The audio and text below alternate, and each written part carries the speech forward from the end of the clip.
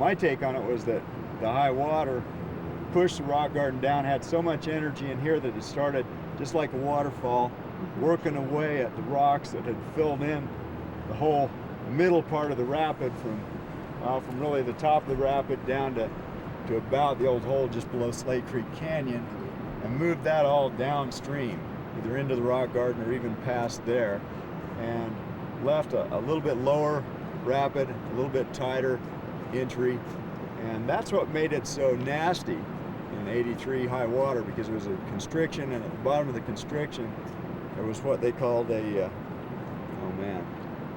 hydraulic jump wave, which is like essentially the bottom of a waterfall, and that really was a pretty big wave. These guys were down here. I was involved. I actually did 3 trips on pretty high water in 83. One of them was 36 hours and 38 minutes long, and we didn't have any trouble on that one except here. We wanted to stop and scout it, but there was too many people standing around up here. There's about 6 motor rigs and I don't know how many rowing rigs parked there at the parking. We didn't think there was any room. And there was a Park Service representative, and we weren't really sure that our trip was completely approved. We were pretty sure, but we weren't totally sure. And the reason everybody was stopped was the park, that by that time 3 motor rigs had flipped here. One life had been lost. One of the motor rigs was a Western rig. Giant J rig went down, hit this hydraulic jump hole, and went over end for end, actually. Lord, so it was a major hole. My estimation of it, and I was inside of it looking, it was at least 30 feet high and at least 100 feet wide, maybe more like 150 feet wide. And correct me if I'm exaggerating, Boatman do, but sounds right well, I on. tell you what, as I was going into it, it didn't look like I was exaggerating at all. Maybe it was bigger than that. It was a huge hole. I think it was bigger. And it was plenty big enough to flip a J-rig. Anyway, we saw the ranger there. I knew the guy, he's a friend of mine, and he actually kind of did us a favor of turning and walking up. He was out on the motor rig, and we thought he was going to signal us in for sure. We knew we didn't have to stop because people only had to stop if they had passengers, and all the passengers at that time had to walk around the rapid, and even the big motor rigs ran empty through the rapid and then picked people up about almost a mile downstream at what we call Thank God Eddy, the last place you could possibly pull in.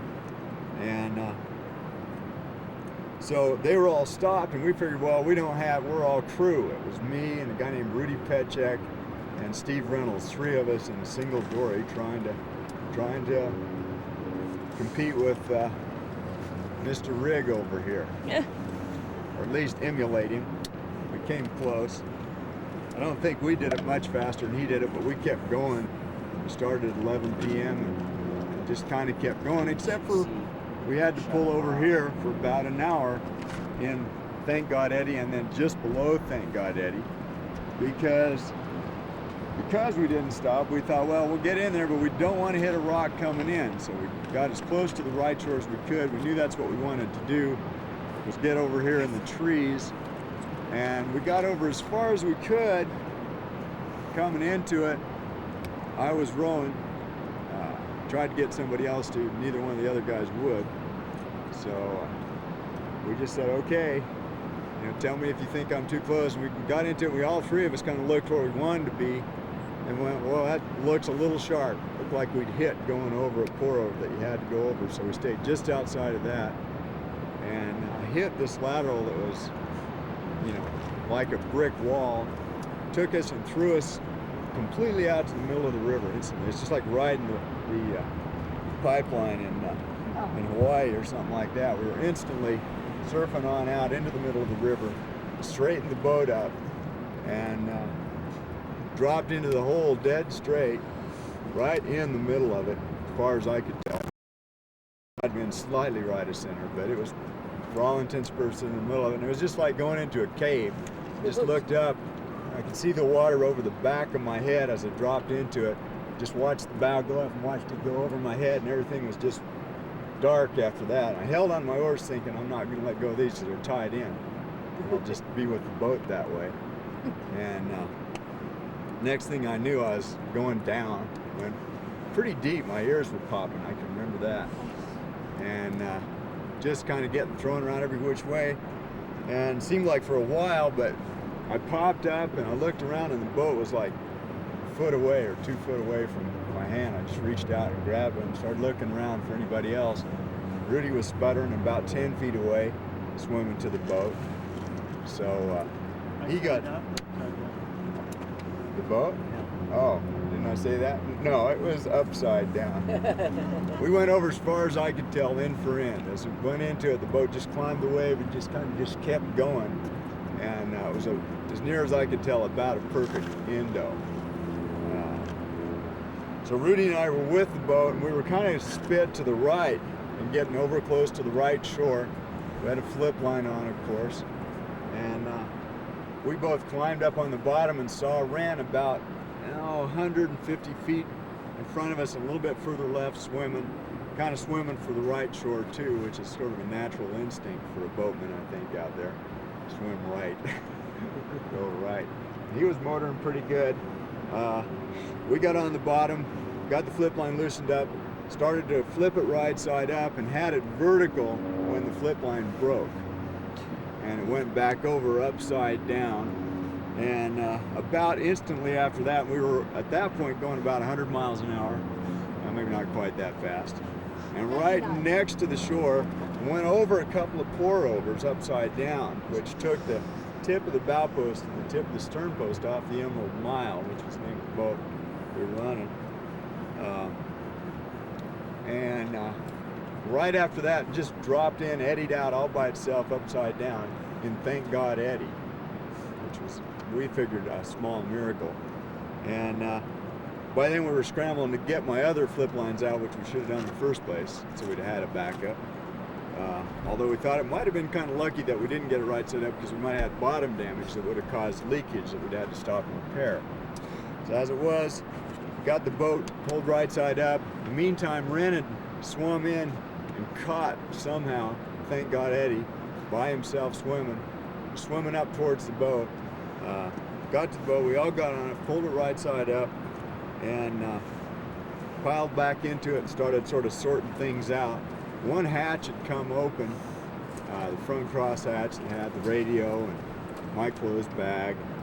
The clothes bag, of course, wasn't closed or anything. My wallet was floating around, so we had to pick up a few things. Most of our food went, but we didn't lose any beer. That was good. We had some good bottled beer with us. We didn't lose any of that. We did lose a lot of our food. We had enough to make it the rest of the trip, but we lost our boiled eggs and stuff. We had some kind of wet sandwiches. Scrambled eggs. Yeah, well, they would have been scrambled if they hadn't already been boiled, but they were gone anyway, to the bottom.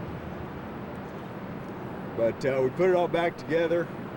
Park came over with the helicopter, and we gave him thumbs up that we were okay. And we were sort of getting ready to leave. I think Rudy went up with a day tripper up into the rocks at that point to use it. And Ren had a little cut right between his eyes. We had to patch that up. So we were kind of busily doing that. Lost a few minutes time there. Had to get things reorganized, and that one hatch bailed out.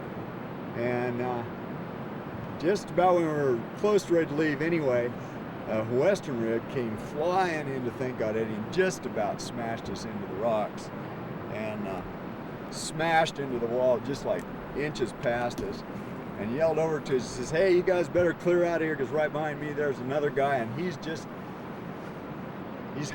not even half the boatman I am. He just started down here. So if he makes it in, you might not want to be here when that happens." So we scrambled right there, jumped on the boat, pulled out, went downstream to Tuna, and right after that, sure enough, I mean, as we were pulling out, this guy was coming down on the eddy, and he would have just creamed us.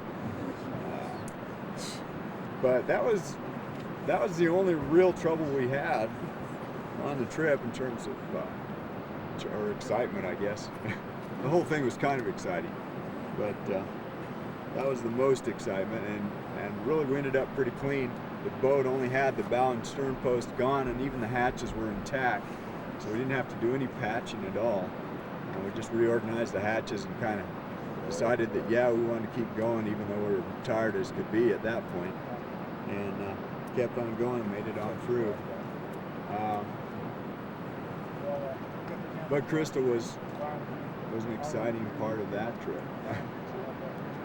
Exciting.